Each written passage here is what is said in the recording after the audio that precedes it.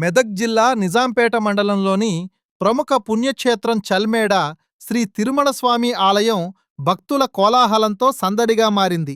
శుక్రవారం నాడు ఆలయ ప్రాంగణంలో హుండీ లెక్కింపు కార్యక్రమాన్ని అధికారులు పారదర్శకంగా నిర్వహించారు.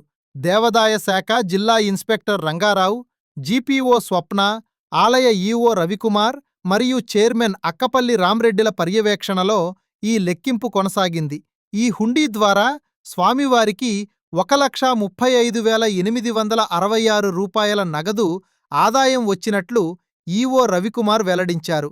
ఈ మొత్తాన్ని నిబంధనల ప్రకారం బ్యాంకులో డిపాజిట్ చేయనున్నట్లు ఆయన తెలిపారు. కేవలం హుండీ లెక్కింపు మాత్రమే కాకుండా రానున్న ఉత్సవాలకు ఆలయం ముస్తాబవుతోందని, ఈ నెల 13వ తేదీన గోదాదేవి కళ్యాణ మహోత్సవాన్ని అత్యంత వైభవంగా నిర్వహించనున్నట్లు కమిటీ ప్రకటించింది. ఈ వేడుకకు పరిసర ప్రాంతాల ప్రజలు భారీగా తరలిరావాలని అధికారులు కోరుతున్నారు.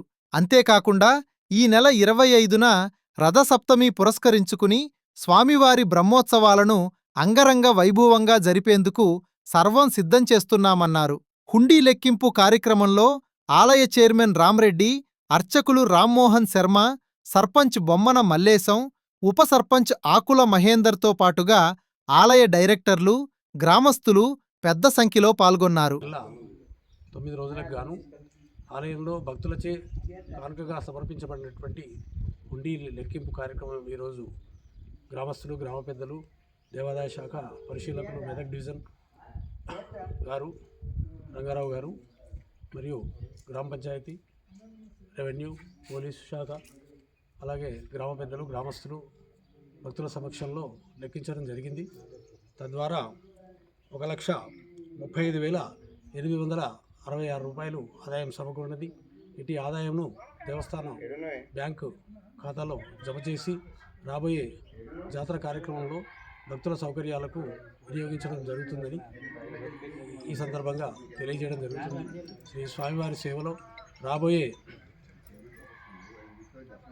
గోదాదేవి కళ్యాణం 13వ తారీఖు అత్యంత వైభవంగా జరగనున్నది.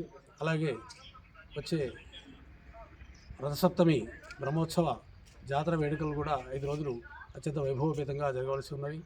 ఇట్టి పర్వదినాలలో భక్తులు అశేషంగా పాల్గొని స్వామివారి యొక్క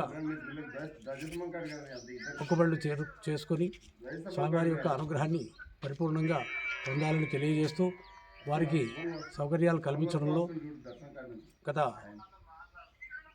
పాలకవర్గము, గ్రామస్తులు, గ్రామ పెద్దలు, గ్రామాధికారులు అందరూ పరస్పర సహకారంతో యథావిధంగా భక్తుల సౌకర్యాలను చేయడం కోసం అతి త్వరలోనే ఒక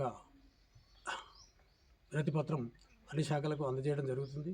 తద్వారా అన్ని శాఖల సమన్వయంతో దేవాలయంలో భక్తులకు సౌకర్యం కల్పిస్తూ స్వామివారి యొక్క బ్రహ్మోత్సవాలను అత్యంత వైభవపేతంగా జరుపుకోబోతున్నామని తెలియజేస్తున్నాం. ఇట్లు స్వామివారి సేవలో కార్యనిర్వహణ.